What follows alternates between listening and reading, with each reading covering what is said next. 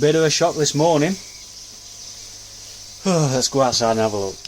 Water level we're probably about down here.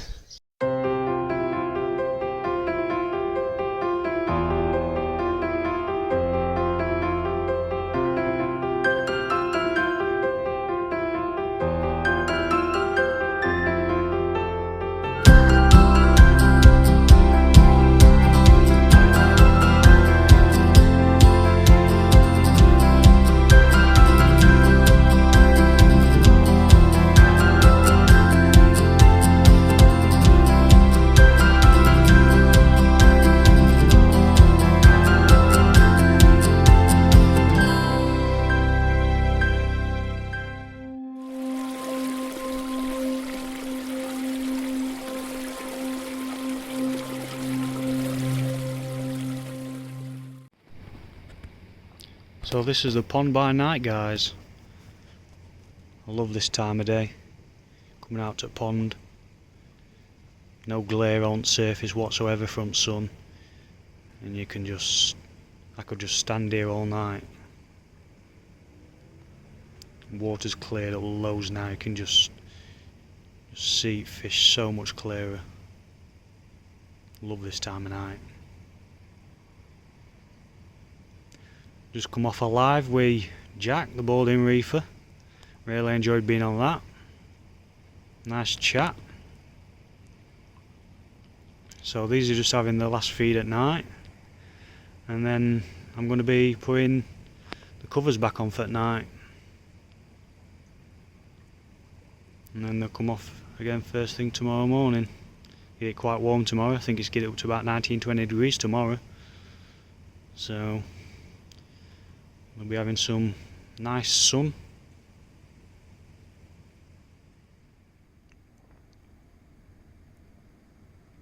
I'm gonna have to get that Easter shower out at some point as well, because I wanna bowl that and see how that's coming on for size. Just curious after Vince measured his just put some right size on.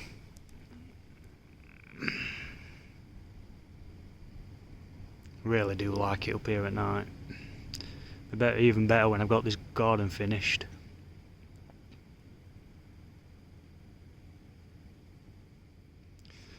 Alright, that's going to be it for me tonight. I'm going to get these covers on, get in the house, get some supper, and get some shut-eye.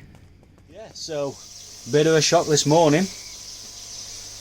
Let's go outside and have a look. I've got it filling back up now, but when I come down, water level we're probably about down here, just to this motor line. So what's happened is, when I've been having a play about with my pump speeds, trying to pull a bit more water through my drum and my bottom drain, when the spray bar's kicked in, obviously it's been pulling more water through, and because the water level in the drum had already slightly dropped anyway due to the increased pull of the pump, so it's dropped the water level slightly more than it usually would, and then the spray bar's kicked in, dropped it even more, and because the float hadn't been adjusted, the water level's not rose back up to deactivate the float switch. So it's been emptying pond God knows how long for. Yeah. Anyway, that's my own fault for not adjusting float switch. Ah well, it's given me something to do on this fine, glorious Sunday morning. So anyway, I'm going to crack on, get this filled back up, and go from there. And then I'll have to nip out and quickly grab myself some dechlorinator, because I didn't have any. I suppose it's given me an excuse to do a bit of a water change. So yeah, I want to get this done now, and then I suppose do what I usually do on a Sunday, do my water checks, and then probably not much or else. So catch you guys later. Right, that's the pond all filled back up now, guys. Finally. So what my plan is now is I have been noticing a few fish flashing. I did notice them doing it last night, so I just left them and just see if they did it again. So I've been observing them a few hours last night and all this morning as well, and there is still a few fish that are flashing. Now I'm suspecting that there may be some trichodina present. The reason I think that is because a few weeks back I tried to treat for trick, but it didn't work, because as soon as I tried to PP the pond, brown instantly. So I left it a little bit, tried it again, brown instantly, even though the system had only just been cleaned. Now the only thing I could put this down to was the possibility that because I use liquid dechlorinator, I think what was causing it to go brown instantly was leftover sodium thiosulfate that was probably still in the water, so that was causing a reaction with the PP and turning it to go brown. That's the only thing I can think of, because like I say, the system had only just been cleaned, so there's no organic matter left in the system, so that was the only conclusion I could come up with. So what I'm going to do now is, because I've noticed a few of these fish flashing, I'm going to bowl about 3 up, give them a scrape and see what we can find. So I've got the bowl out ready. I have put a little bit of sedate in it, not the full dose. I'm not trying to knock them out. I've just put enough in just to calm them down, because there's no worse when you're trying to do it on your own and trying to scrape them, and they're moving about. There's always that little possibility that if they do make a sudden movement while you're trying to make that scrape, that it's possible that you might flick a scale. So that's one thing I don't want to do. So I always put a little bit of sedate in just to calm them down a bit. So yeah, that's what I'm going to do. I've got bowl out, so I'm going to get 3 netted up, get them in bowl and give them a scrape. So I'll catch back later, guys. So first up, guys, we've got the Sakai Kahaku.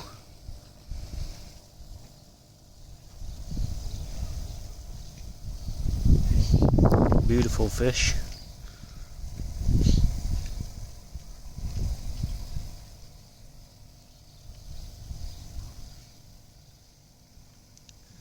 Right, looks like it's starting to turn, so I'm going to get on with giving this a scrape and get back in water, guys. Right, here guys, we have the Heroi Deutsch Sankey. This is the biggest in the pond, 50 cm. Lovely fish.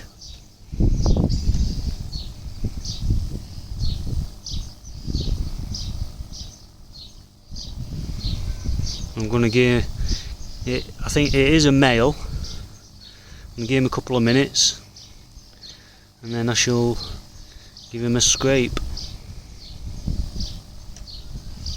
Lovely fish. And then the other one we need to inspect is this one. So this is Chris's Chagoi.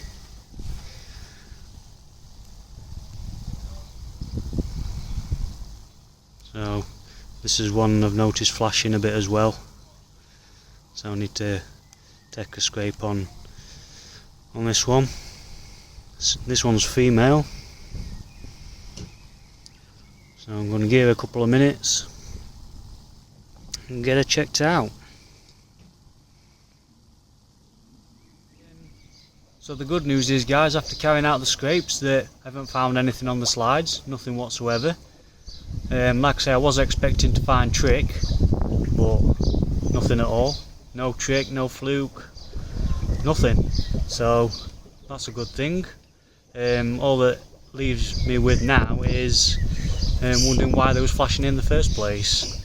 Now I know that fish will be fish and they will flash every now and again, but with how much they was flashing, to me it just seemed a little too much for it to be just of a mild irritation, natural irritation, or some food lodged in the gills or something like that. And like I say, there was a few that was flashing, so if it was just one fish flashing, then I could have put it down to just a random irritation or something like that. But like I say, I've scraped them and found nothing whatsoever. I've gone through all the magnifications and diddly squat. So that's the only other thing I can put it down to is a little tracer nitrite in the water, so that's probably irritating them slightly. So that's all I can put it down to, really. But yeah, all's good. No parasites. So now we know that that's the case. We haven't got any parasitic issues. Now that this has been filled back up, and I know that I haven't got to treat with any chemicals, I'm going to get some dechlorinator banged in now to neutralise any chlorine that's worked its way into the system. Right, what we've got here, guys, is my ESA shower in the bowl. I got it in the bowl just to take a quick measurement of it, just to see how it developed since March when I got the fish. When I first got the fish, it measured 17 cm, and now the fish is measuring at 24 cm as of now. So that's 7 centimeters growth, which I'm quite pleased about. The sumi is still developing on the fish. I'm hoping that's going to start coming through as the fish starts getting bigger. It looks as though it's got quite a lot of underlying sumi. But more importantly, what I'm more concerned about at the moment is the body shape it's developing. So as you can see, it's developing quite a nice body shape, so I'm quite pleased with how this fish is starting to turn out at the moment. Morning guys, hope you're well. So there's just a little bit of something that I want to discuss, a topic that's been coming up lately, and that's regarding different fish we're bringing to the UK that isn't directly coming from the Japanese. So for anybody questioning the quality of a koi, where its origin is anywhere else other than Japan, then I want you just to consider a few things. So what defines the quality of a koi? Is it the breeder? Is it the bloodline of the koi?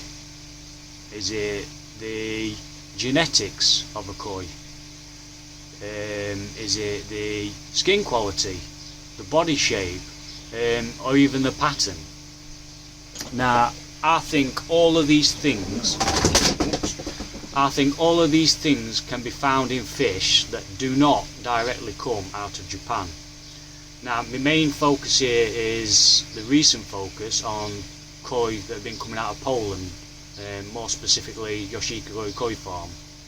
Now, Yoshikigoi is the birth child of Dutch breeder Jos Abben. I've followed Jos's work over the last few years, and I've come to the conclusion that he's a man that's been round the block a few times.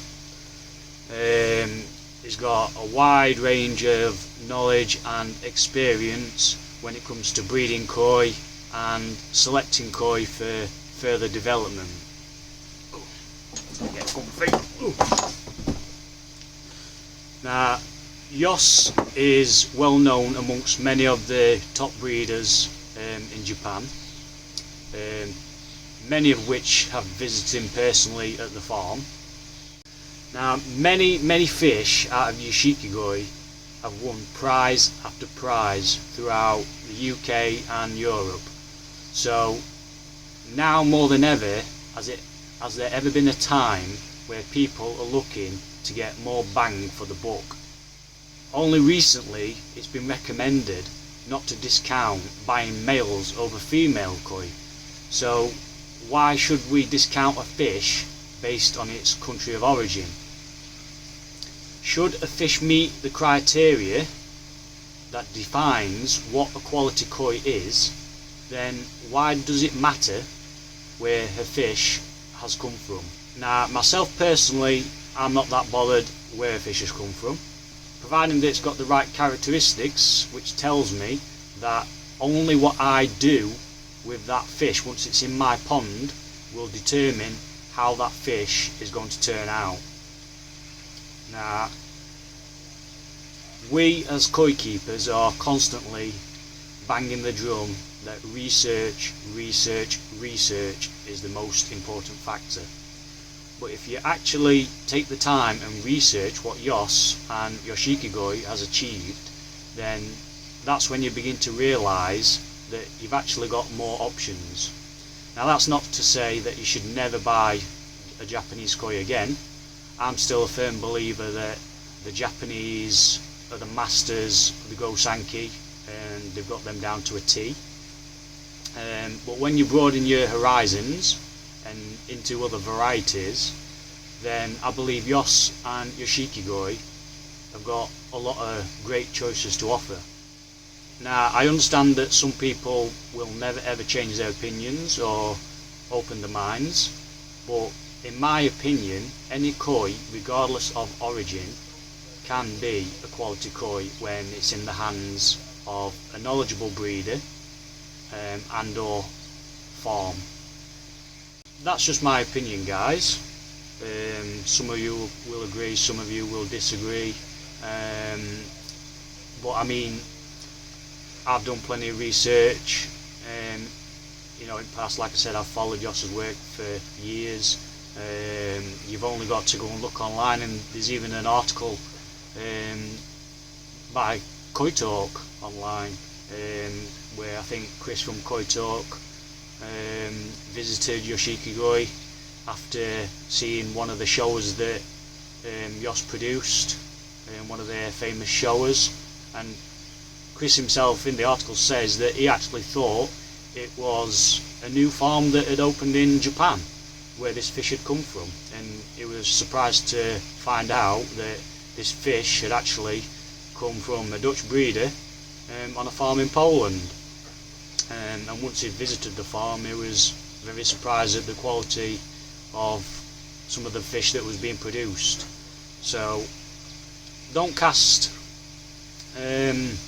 don't immediately push these fish to the side.